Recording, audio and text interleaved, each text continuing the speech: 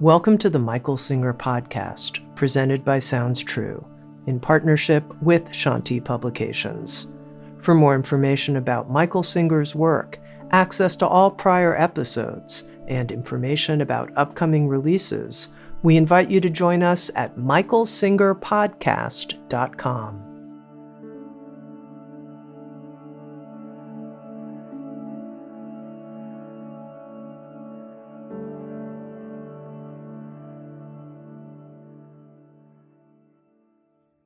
Jagradav, Jai Masters. Sometimes people ask very philosophical, scarily deep questions about life. What's the meaning of life? Why is it here? What's our purpose? What am I supposed to be doing? It gets very interesting. People write lots and lots and lots of books, sing songs about it too. And the truth is, it is so obvious. It doesn't take a genius. It doesn't take all kinds of contemplation and thoughts to understand and comprehend the answer to all those questions.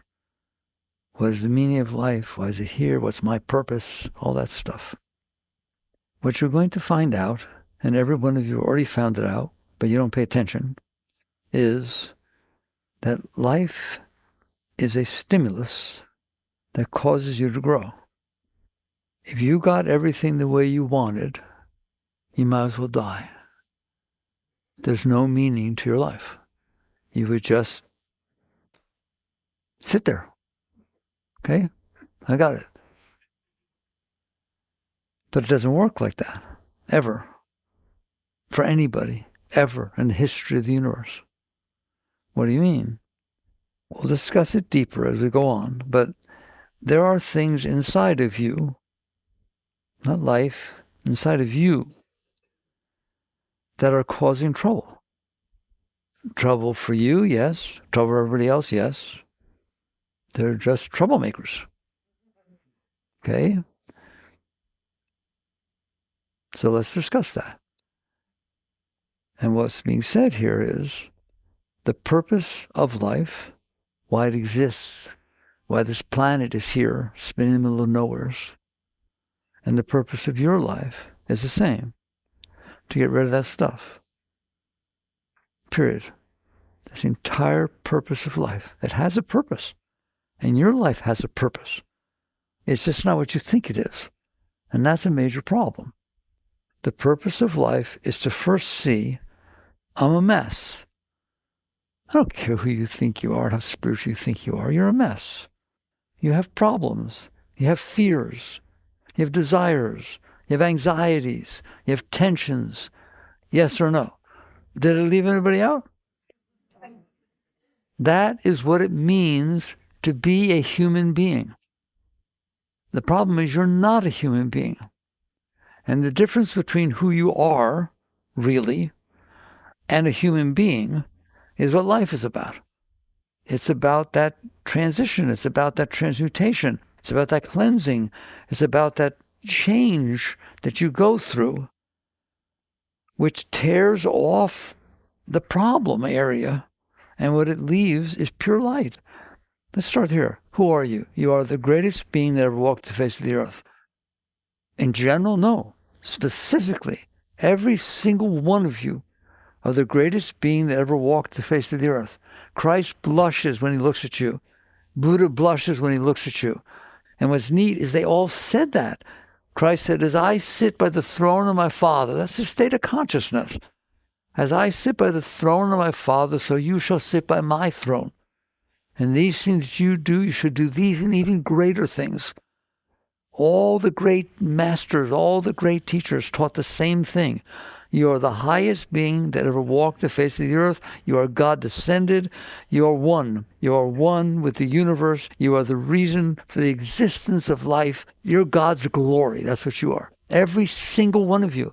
It does not matter what you ever did. It doesn't matter what you will ever do. There's no way you will ever get rid of who you are.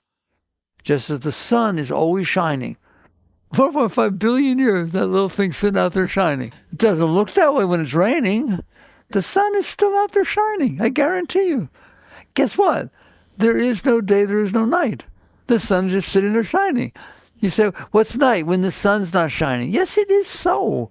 It is always shining. That's you. Always shining. Always. There's nothing you will ever do that will ever taint that in any way, shape, or form. But you do have the ability, your consciousness can look away, can look down. And if it looks down, it doesn't see what's going on there. What does it see? It sees what's down. And so let's talk about that. First of all, do you look down? And don't answer me because you don't know anything yet. Because I'm going to tell you a secret. Right? I always use that example. The fish doesn't know it's in the water. It's never been out. That's its entire environment. You're always looking down. With rare exceptions, you're always looking down. But if you're always looking down, you don't know you're looking down. Because there's no comparison. There's no frame of reference. And what do you mean you're looking down? Well, I'll prove it to you. Do you have thoughts? Do you have thoughts? I don't care if they're positive or negative. They're thoughts. You have thoughts. Do you have emotions? Have you noticed that there's fear and anxiety and love and different things? Yes. Do they emanate from your heart? How do you know you have thoughts? That's the only question that really matters. You said you have thoughts. How do you know? I don't believe you. Prove it. You can't. So how do you know you have thoughts? The answer is very simple. At some point you yell at me because I'm in here and I see them. They talk to me. I hear them. How do you know you worry? Because it says, oh my God, what will I do if this happens? People are after me. Oh my God, what's going on? How do you know that's going on? I'm conscious. I'm a conscious being that's aware of what's going on in here. I'm not stupid. I'm aware of what's going on in here. I see that that's what's going on in here. Don't argue with me. I'm the one who's in here. Who is? The one who sees that. Where are your thoughts? Because I'm telling you right now, they ain't up. You have to look down to see your thoughts. And I hope you know that. Meditation will give that to you. Mindfulness will give it. Lots of things will give it to you. And in the end, I'm going to show you that life will give it to you. That's the purpose of it. But you will, at some point, absolutely every moment of your life, realize to see your thoughts, you must look down. Why? They are down below the seat of your consciousness. When Christ said, as I sit by the throne of my Father, that's a seat of consciousness, a very high one. Okay? Well, in fact, the highest. And you must look down from there to see you, to see your thoughts, your emotions, your likes, your dislikes, your preferences, your hopes, your dreams, your fears. They're there, aren't they? How do you know? Because I'm looking at them. And where do you need to look to look? I think to look down. You feel it. I talk about Shakti and energy. Every one of you feel energy. Whether you're into yoga or this or that, you all feel energy. You say things like, I'm down today. I'm up today. Those are not innocent words. You feel uplifted. What does? Your consciousness is not staring at as much garbage, or the garbage smells nicer, okay? But it's still consciousness staring at it, and you can feel uplifted, can't you? You can feel depressed. Let's talk about depression, all right? I get in big trouble with traditional psychology when I make the following statement. No one is depressed. They're staring at a depressed psyche. That's all you need to do to go from completely elated to totally depressed. Just stare at a mindset, an emotion set that's low energy and down, and you're going to say, I'm depressed. Well, what if you don't stare at them? You won't have a problem, but you don't know how not to stare at them because they draw you down. They pull your consciousness down into them. What about your heart? Can your heart hurt? Can it get hollow? Can it feel empty? How do you know? And why are you staring at that? Because I don't know how not to. It's an honest situation. Why would you stare at the ugliest, saddest thing that possibly could be? Just stare up, look up. The sun's still there. It never went away for anybody. But you can't because it pulls you down. I'm down. I love that word. I'm down today. I just feel down. I feel depressed. I have no energy. I feel low. Who does? Me. Is it the same you that says, oh, today I feel wonderful?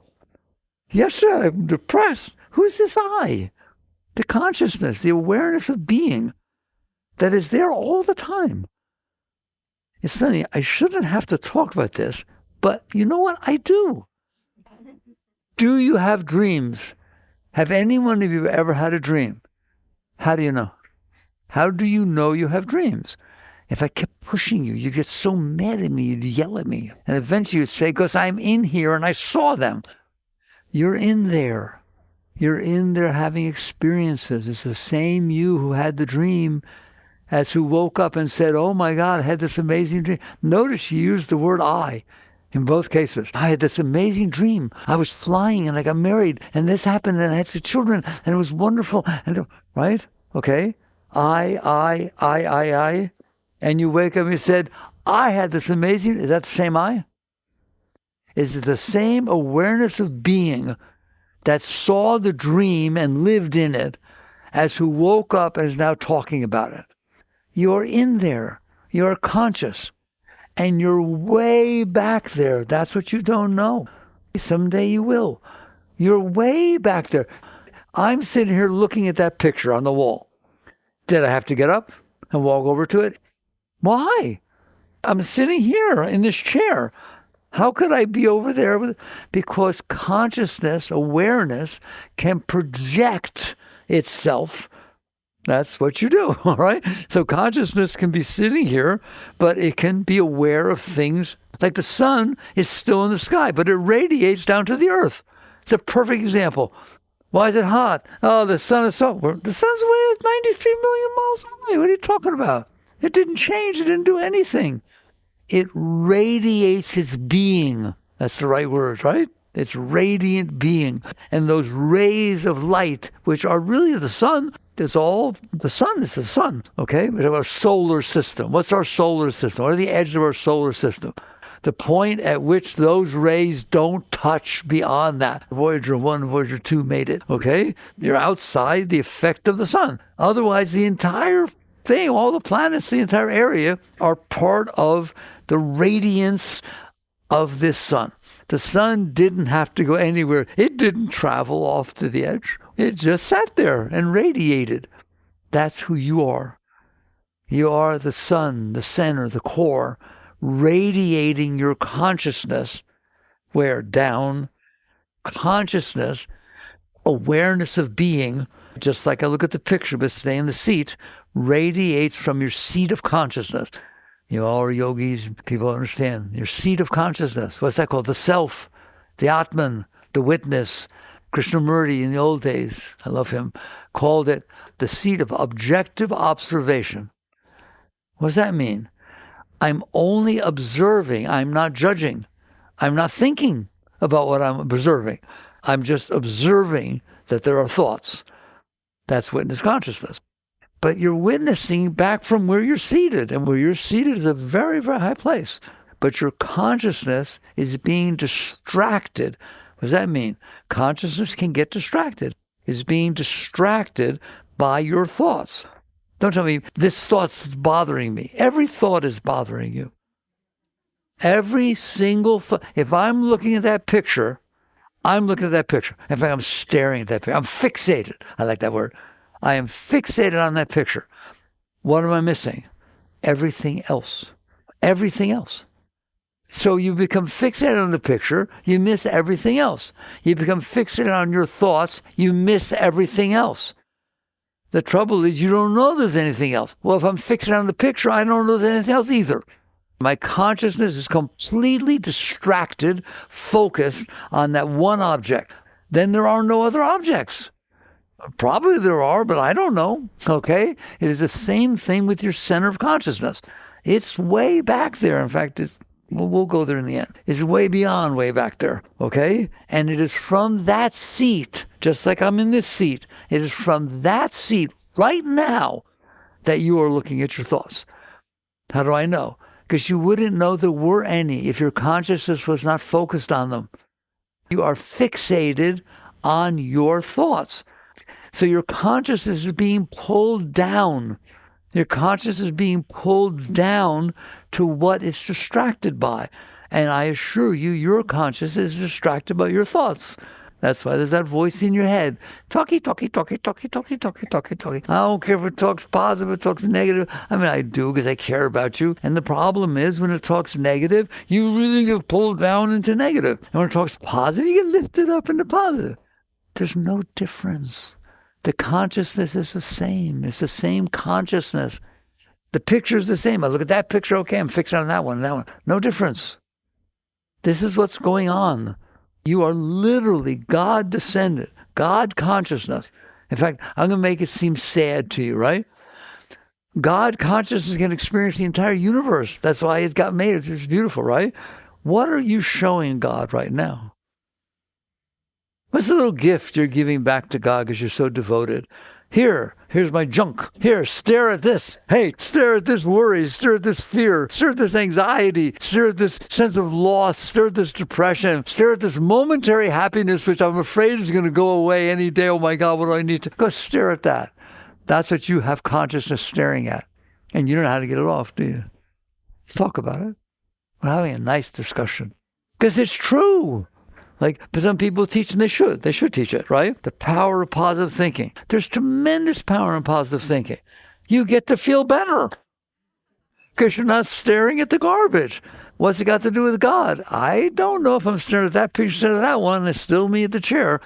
It's just, you are the consciousness staring at your thoughts, your emotions, staring. Isn't it amazing? You look out through your eyes. I have this fixation problem that I like to talk about this. I don't know if you ever get it. You stare out through your eyes and you see things. Okay? You see things. There they are. That's out there. How much do you see at any given moment compared to everything going on in the state of Florida? How much do you see right now? How about everything going on planet Earth? How about everything going on everywhere? You don't see anything. But you think that what you see is so important. They just happen to be what you're staring at. Your consciousness happens to be fixated and drawn down to your thoughts and your emotions. Therefore, they became very narrow. And therefore, your body, you limit your consciousness and your awareness of being to what comes in through your senses, which is nothing. And then you build an entire concept of yourself based on what you experienced. Now I'm going to start to talk about life. That's why they call it the self-concept. Okay, I did it in order. I don't know. But you're back there. You are God descended. That's who you are. Pure consciousness, pure enlightenment. You're the greatest being ever walked the face of the earth. You're where Adam and Eve were before they fell from the garden. Symbolically, what are they saying? They were in ecstasy. They were just experiencing creation. They were God experiencing God's creation. It's everything. Everything's being seen at once. Consciousness not limited to looking through the eyes. If I go out on the field and have a telescope, and I get totally caught in staring at the moon or something. And I get so caught in it that I forget I'm looking through a telescope. I just, oh my God, look at the craters and look at this and look at that. I have just limited my universe, even this person's existence, to this little aperture. Quarter inch times a quarter inch, right? Because my eyes are looking through that. I now am, for hours or days, maybe I get lost there. I get fixated. You could get lost out there, couldn't you? That's what's happening when you look through your eyes. They're a limited lens that only sees a certain distance. And you now define yourself by what's happening on the moon. No, just stop looking through a telescope. Oh my God, look, there's a whole field. Where's my family? Where'd they go? They didn't go anywhere. You stop looking at them. So you are now, I got you, you are the divine universal consciousness. That's what you are. Staring at your thoughts, your emotions, and out through your limited senses, and they are very limited. Okay, now what? Now what happens? You start identifying with what you're looking at. That's one of the greatest words in spirituality that we never talk about. This thing called identification. Consciousness is awareness, but it has the ability to identify with what it's aware of. I'm going to repeat that to you. That's as deep as it comes. Consciousness is awareness of being. It's awareness. That's what it is. I can't talk any deeper. If it wasn't there, we wouldn't have a discussion. It's not about what you're aware of. It's the fact that there's this stuff in the universe called God, by the way. What is God? Eternal conscious awareness. Just awareness of being. That's what it is. This thing called awareness, which you are it. Is the greatest thing in the universe. How do you know? Take it away and there's nothing. Okay, so basically awareness gets drawn down and then identifies with, as I said, that word. What does it mean? I am Sally.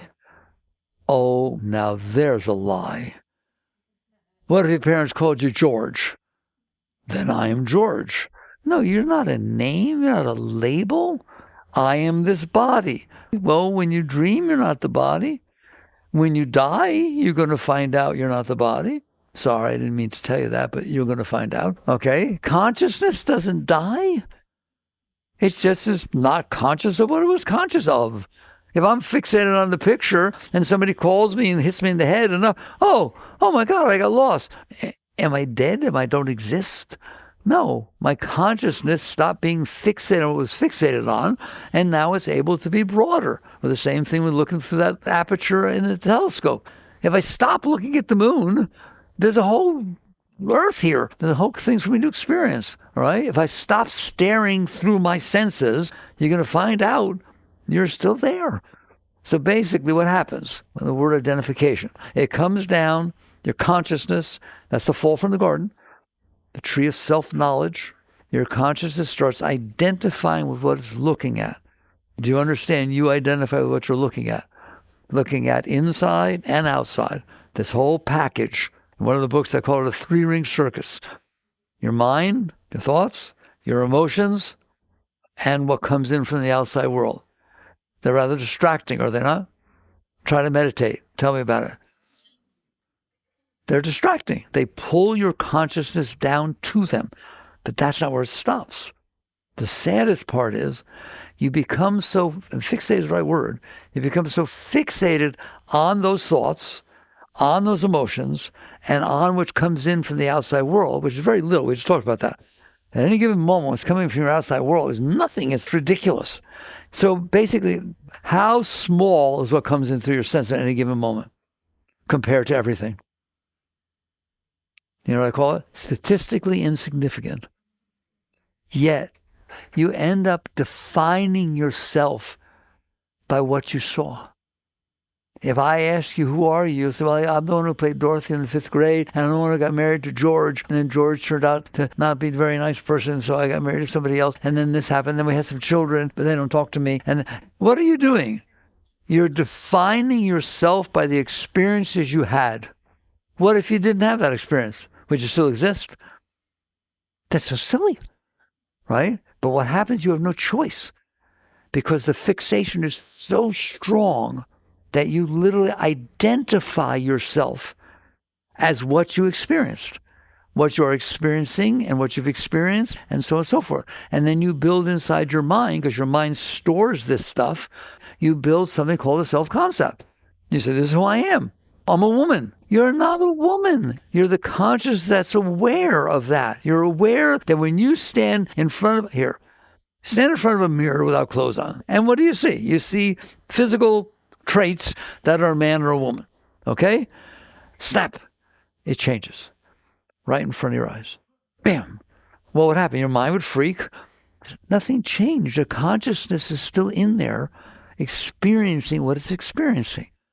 And so you start realizing what we're doing is our awareness of being is drawn down into our thoughts, which we store from our experiences, and drawn down to our emotions, which we store from our experiences, and then is drawn down into the world, which when we're experiencing now, we can't experience now, because when it comes in, all of our thoughts and all of our emotions interpret what we think we're seeing. I think she likes me. I don't know, she winked. No, she has something in her eye. All right? It comes in and we build what's called an ego. My favorite topic. That's what you built in there. What is an ego? It is a collection of thoughts in the mind. That's where it is. It's not out there in God. It's not down here in the outside world. It's a collection of the psyche. I call the psyche the combination of thoughts and emotions, the psychological aspect of your being. It's a collection of that stuff that you held on to, and you define yourself as this. This is who I am. You will not talk to me like that. How dare you talk to me like that? I will not tolerate this. There's I. Well, what do you mean? I thought you liked to be talked to like that. Nobody likes to be talked like that. No, my sister did. And let's have an argument. So you have a pattern inside your mind which you now identify with as me. I don't have to tolerate that. Who's this I? It's not the consciousness. It's expansive. It's everywhere. It's everything is seeing everything. It's fixated. I get distracted by what I built inside my mind. I built inside my heart, and you built that. Do you understand that? No, I love her. I can't live without her. How do you know? Well, when we met, I felt so much love. What do you feel now? Well, not so much love. Well, ready for this? I'm the person who used to love her. You just defined yourself as the person that used to love her. Wow, what happened? Right? Well, she was mean to me this morning. Well, what about this afternoon? She called and apologized. I love her again. I'm the person. You're identifying with these fleeting thoughts and emotions, and you identify with them. You are more addicted to yourself than you are to any drug or any alcohol that could ever exist. Do you understand that? That's why you do drugs and alcohol, because you can't handle being addicted to yourself. So basically, what happens is you built this thing in here based upon experiences you had, but not all of them. You don't have a lot of stuff going on there about white lines on the road or about clouds in the sky. Just the ones that bothered you, either turned you on a lot or turned you off a lot. I think I'll store those. How are you going to define yourself? I'm the person that I got divorced 5 years ago. I will never forgive him. That's who I am. I will never forgive him. He hurt me so bad. Wow. So if it really bothers you, you kept it. You store and keep what really bothers you. If it really bothered you, let it go.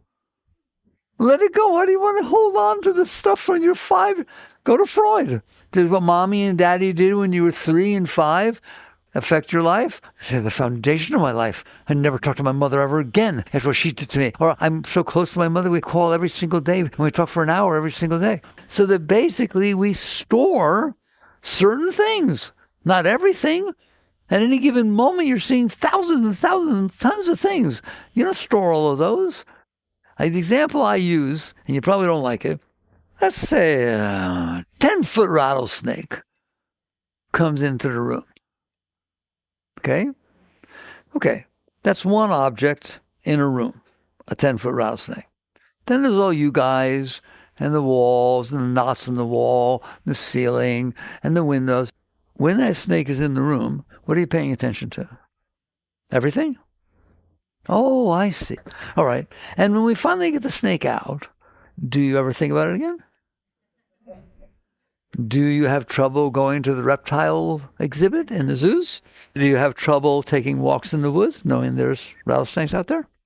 Oh, one little experience, and it ruined your life. Okay? Well, how do you know it ruined my life? What if came into this room and everyone saw it? Everyone. It was a beautiful angel of light with wings spread out, but just there for a few minutes. But we all saw it. Everyone saw it. They described, they could paint it the same, right? And then it went away, right? Will you ever think about it again? Would you like to see it again? Do you crave to see it again? Are you disappointed you can't see it again? It left an impression. It was just an experience. The rattlesnake was an experience. It came and it went. The angel was an experience. It came and it went. I'm going to get in trouble, all right? It's called be here now. Yes, you had this experience, but now you're not having that experience. Guess what? That's not okay with me. Not the rattlesnake experience or the angel experience. That's not okay with me. I don't want to have the rattlesnake experience again. Therefore, I have it for the rest of my life. I told you guys, it doesn't seem so smart. Why in the world are you holding on to what you don't want? Such as the divorce. Very few of you actually ever got divorced. All you think about is what they did. I don't know. Oh, no, that was like George. You don't remind me of George. 20 years later, you're in a room in Europe at a party. and your ex's name is Ben from 12 years ago, and all of a sudden somebody calls out, Ben, Ben, you get scared. Does your heartbeat increase? Okay? Angel, angel, does your heartbeat increase? Okay? You are stored this stuff inside where? Inside your psyche, inside your heart, and inside your mind. And you developed a concept of yourself. I'm the one who saw the angel. I'm proud. I saw the angel. She's my angel. I, me, mine, ego. That means you've limited your consciousness to those thoughts, to those experiences. That's not a very expanded consciousness, considering you are the whole universe. So that is pretty fixated small, that you are the consciousness. That's what an enlightened being will tell you, all right? You are the consciousness of the whole universe. What did Christ say?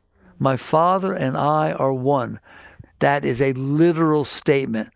My consciousness is the divine consciousness of the entire universe. I just happened to spend a little minute looking down here. Don't worry, I won't be here long.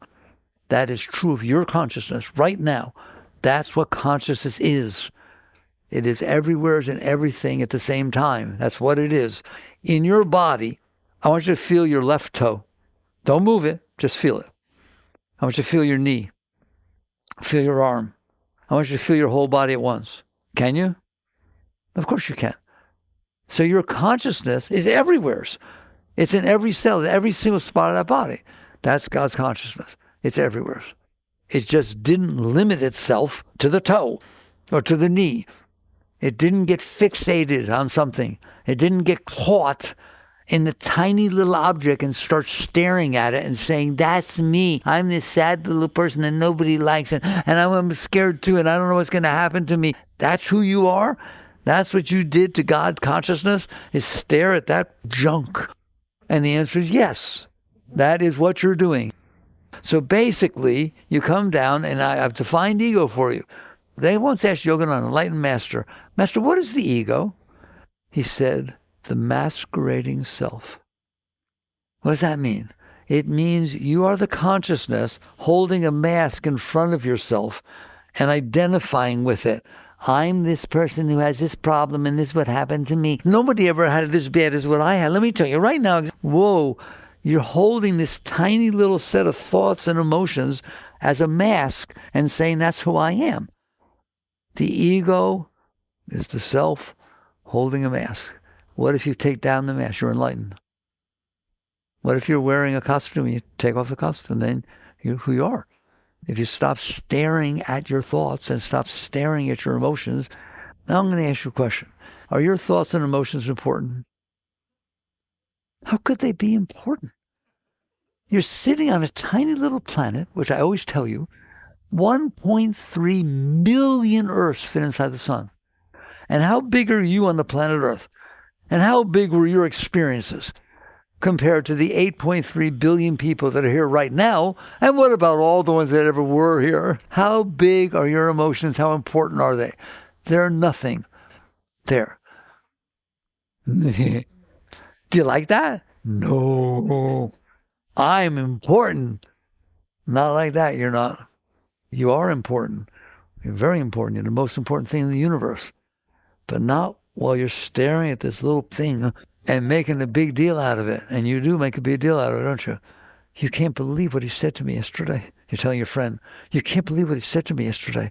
And to your friend says, I can't believe you can handle that. What's this? On a little tiny piece of dirt in the middle. And by the way, that 1.3 million Earths inside the sun, you got that proportion, right? There are 300 billion stars in your galaxy, and your sun is one of them. And 1.3 million of your little tiny pieces of dirt, of which you're not even an ant, fit inside. Anybody getting the size and scope here? You want to talk about God? Let's talk about God. 300 billion stars. And your sun is just like any other one. And there are trillions of galaxies, all with hundreds of billions of stars. How important was what he said to you yesterday? Totally unimportant. But it distracted my consciousness so much that I got fixated on that one thought, and it will stay in my mind for days or years or the rest of my life. I'll never forget what you said to me, and I will never forgive you for saying it. You have caused so much pain inside. What? Who is that? What is that? That is ego. That is what happens when you take the outside world, not much of it, little tiny piece, and you start storing the parts that you liked and that you didn't like.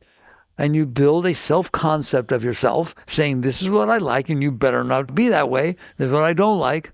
All right. So now we have built what's going on. I told you it's going to be tough, isn't it? Is that not what's going on? Did anybody not relate to anything I talked about? Is that not what you're busy being? Okay. What's the meaning of life? Maybe you got a clue.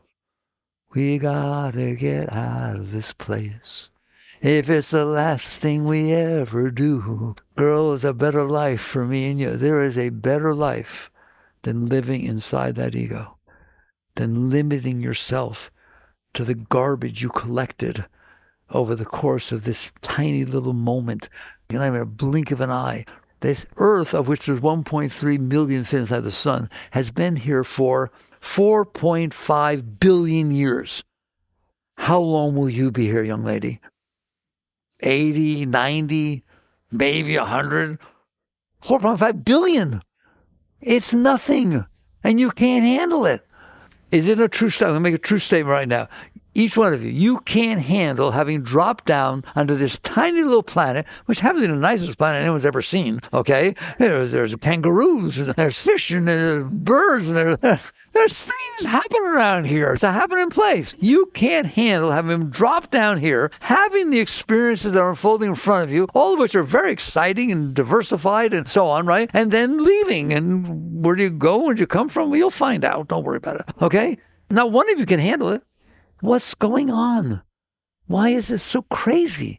And so the purpose of life is literally, there's a statement I like. I read back in the 70s. Somebody once said, Earth is a place where souls are sent to evolve.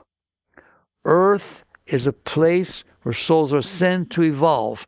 5th grade math is a classroom that people are sent to learn arithmetic.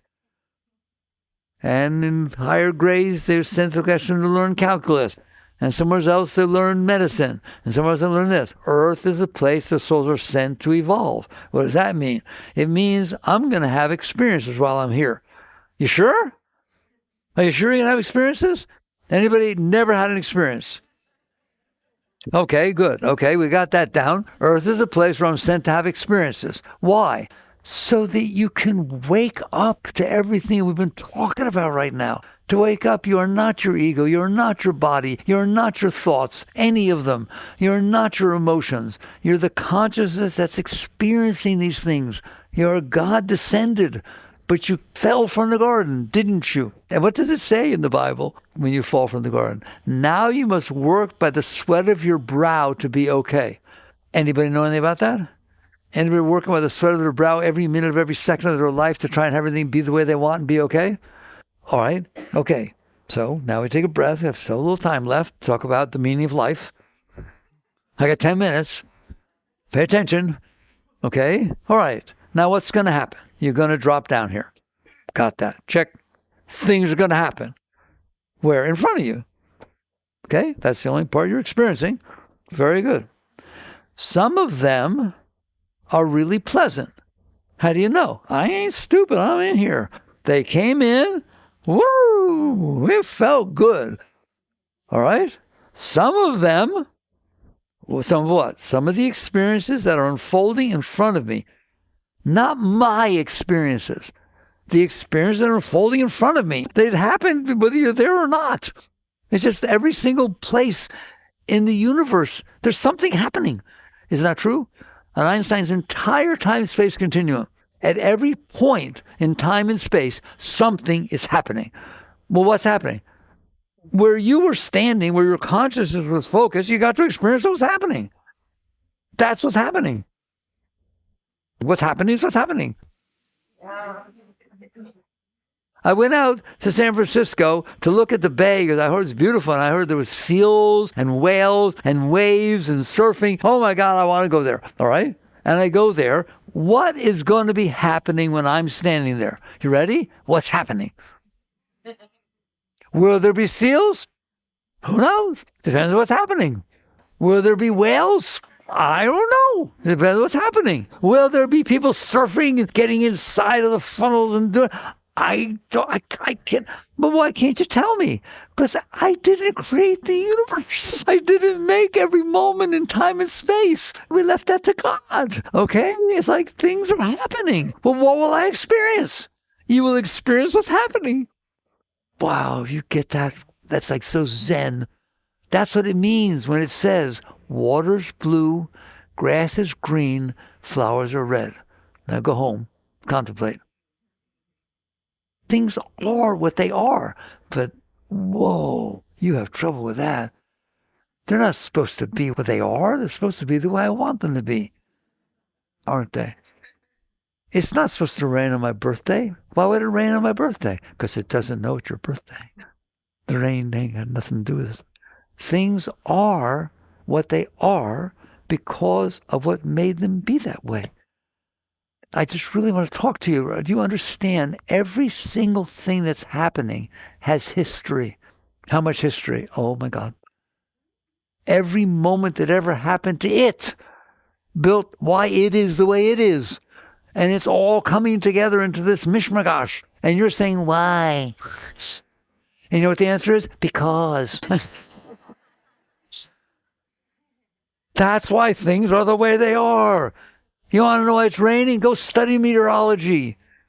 You want to know why you got sick? Go study medicine. It has history. There's not a single thing in any of science that says there's no reason. The purpose of science is to find the reason that things are the way they are and then work with them. But you don't accept that things are the way they are. You want them to be the way you want. Okay, real quick. How did you come up with how you want? I know, teacher, I made it up. I made it up. I just made it up. I made it up with my mind. And by the way, I can change my mind. It doesn't take much time at all. What'd you say to me? I never want to talk to you again. You said you love me. I used to. And you made it up based on what? I made it up based on what I stored in my mind based on my past experiences. Oh, I wish I had time. Do you understand how deep that statement is? Your preferences, your hopes, your dreams, your concepts, your views, you didn't make them up. You saw a movie. Yeah, angels showed up. Changed your life. Why? Because I didn't let it go. And then they start. How did it change your life? You think it made you happy? No. I got so depressed for the rest of my life because I could never see it again. I really wanted to see an angel again. What did I do wrong? Yes or no? Could it do that to you? Could it do that to you? Okay. Meaning of life. Let's start. Here, it's like a life manual. Before you come down, they forgot to give you that one, all right? Your parents should have given you one. You're going to come down to the planet Earth. You're going to be here inside of a body which is determined by genetics. So that basically you have a body, and it's going to stay only for, I don't know, who knows? It could be 10 years, it could be 30 years, 80 years, 90 years, whatever. But very, very short period of time. Short compared to what? 4.5 billion years the Earth's been here. All right? So you come down. And guess what's going to happen? What will happen? Oh God, what's that song? Whatever will be, will be. The future's not ours to see. Que sera, sera. That's what will happen. What will happen is what will happen. Will I meet somebody? What will happen, will happen. Will we get married? What will happen, will happen. Will we get divorced? What will happen, will happen. It's a happening place. You're going to come down here. And each moment, there'll be something unfolding in front of you. What if I miss it? You won't miss that moment. You'll miss everything else. Don't worry about it. You can't experience everything. So you stop staring at any one thing, you'll experience everything. Well, we'll discuss that. So you're going to experience the experience that you're having. Okay, that doesn't sound so bad. I'll experience the experience I'm having. Are you willing to say that? You'll experience the experience you're having. But what if I don't want to? But what if I don't want to experience the experience I'm having? Suffer. What if I can't have the experience I want to have? What if it's not whatever? Suffer. That's what Buddha taught you. The cause of suffering is preference. The fact that you made up in your mind how you want it to be, you are going to suffer. And if you make up in your mind how you don't want it to be, you are going to suffer. Why? Because it's going to be the way it is. When it's all said and done, that moment is going to be the way it is. You have to start with acceptance. You start with, okay, it's raining. But you know what? It's raining, kid. Can I accept the reality that's unfolding in front of me? We can move on from there. But the meaning of life is for you to learn that lesson. The meaning of life is for you to have experiences that teach you reality. Well, what is reality? That which is. That's what reality is. Be here now. Experience the experience of the moment. And then the next moment, then the next moment. But what if it's not what I want it to be? Work on that. Work at making it be the way I want it to be. No, work on honoring and respecting its right to be what it is. Does it have to stay that way? Of course not. Nobody says you can't affect the future, but I guess what you can affect, the past. Nobody has ever affected the past. Nobody has ever affected the past. What happened, happened. And you can't even accept that. You can't accept what happened, can you? You got all kinds of stuff stored in there and they remind you of it, gives you all kinds of trouble. You're still bothered by it. Are you still bothered by your past? Yes or no? Are you still waiting for something that happened before that you'd like to happen again? Well, then you're in trouble. And the purpose of life is for you to have experiences that over time mature you, teach you, okay, start there. Okay, it happened, I can handle it. So you start with lesson 1. Things are going to happen. Can you honor and respect the reality of the moment that unfolded in front of you? The answer is no. I guess I stored all the ones that I liked and didn't like from before, and I'm judging the moments unfolding in front of me against that. I like her, I don't like her, she's pretty, she's not pretty. The thing, I like what she said, I don't like what she said. Based on what? Well, my mother said that to me once, and she was always sarcastic, and I can't handle sarcasm. Congratulations. You stored the past, and you can't handle the present. It's called judging. The Bible says, judge not that you should not be judged. That's very deep. Third Zen patriarch, the burdensome practice of judging. You're in there judging based on what? My self-concept. What else would it be based on? Based on what I want and what I don't want. Eventually you catch on. Life teaches you. You're not going to get anywhere that way. He said what he said.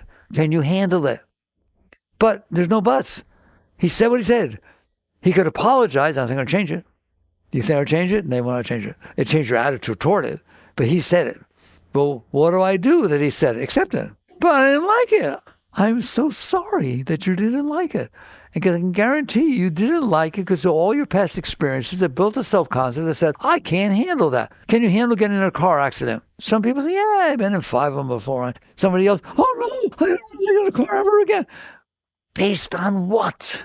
Based on your past experience. It could be a movie you watch, a book you read, right? Am I right or wrong? You built concepts inside your head that don't match reality. No concept inside your head matches reality. That's what's called a concept. That would be called reality. You just make this stuff up and you get upset when it's not happening. And so basically, what is life teaching you? Wake up. Wake up. I'm life. I win. Reality always wins. But I can't handle it. Learn to. That's what I'm here to do. Learn to handle reality? Yes. You're here to learn to handle reality. Well, what do I do if I handle it? You're okay with it. Now what? Then deal with it. Nobody say don't deal with it. But don't deal with it because you can't deal with it. Maybe you sit there and say, I can't deal with what you said. Well, then don't, because you're not the right person to be able to bring somebody else in to do it. You just admitted you're the wrong person to be dealing with it because you said, I can't handle this. Do you see the meaning of life? The meaning of life is for you to go through the experiences you went through and grow from them. How's that? But what if I didn't like it? Grow. But we got divorced and it was really, really ugly and I have all these problems and trouble inside my mind about it. Let it go. Why? Because it ain't going to change. If you want to bother yourself about it, you're going to be bothered. I used to ask this question to you guys. If you store inside of your heart and mind everything that ever bothered you, what's it going to be like in there? Bothered. You can try to compensate for it. Try to get something that makes you feel better about the fact that it bothered you. No, it's not good enough. You have to wake up and say, life is reality, and I can deal with it. How do you know? Because I've worked on myself. I used to suppress everything, push it away. I couldn't deal with it. I used to repress things. I used to hate things. I used to judge things. Now I don't. What do? I honor and respect reality and then do my best to deal with it. But I deal with it from reality, not from what I think. All right. The meaning of life is for you to have the experiences you're having. Honor and respect the growth you go through. I'm going to close this with something very special. The Harn Museum, those of you who live in Gainesville know the University of Florida has a Harn Museum. They have a current exhibit, which you should go see. It's very beautiful. And it's impressionist work. Well, that's rare. There's a traveling exhibit that has Monets and Renoirs and very, very nice things. But there's a piece there that I'm going to talk about for a minute. And it's not a Renoir or a Monet, all right? It's a Rodin, which means it's a sculpture. Okay, and it's pretty big. It's sitting in the middle of the floor, and it's a sculpture that Rodin made of a piece of marble, rough marble, with this beautiful woman part way coming out of it. I'm talking about the level of David carved, okay? It's like everything's, the toes are perfect, and it's just holding itself. Hair is merged into the marble. It's like, oh my God. That has to be a rare piece, all right? And it is gorgeous, absolutely gorgeous, all right? That's who you are. And that is the meaning of life. When he held that chisel and hit that marble, if it was conscious, it would say, ow, ow, stop it. What are you doing to me? Why do you not like me? And then eventually you'll look around, you'll see a shoulder, David's shoulder. Beautiful coming out of the marble. That's what you'll see with this woman. And you say, oh, that's the meaning of life. That I get chiseled away the junk that I collected around myself so that I can be a beautiful being. Do you understand? I'll have to stop. You're going to have a poem. At the end of the poem is the story of somebody running away from life. It's called The Hound of Heaven. Running away from the experiences of life, running away from God, running away from all the darkness, running away from the whole life. I ran the corridors of my life. I ran away. And at the end, it says, I'm cornered. I can't run anymore. He's got me. And then he says, oh, could it be that the darkness I ran from my entire life was the shadow of your hand reaching down to pick me up? That is what's going on. Every single experience you're having is for your growth. It's for you to chop away the non-reality you built inside your mind and your heart so that you can be whole and merge yourself back into who you are. All right? Jagrada.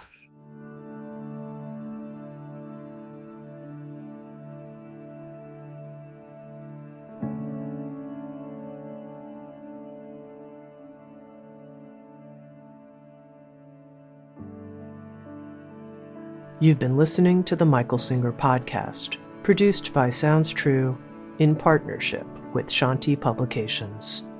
For more information on Michael's body of work and all back episodes, please join us at michaelsingerpodcast.com. Thanks so much for listening. Sounds True, waking up the world.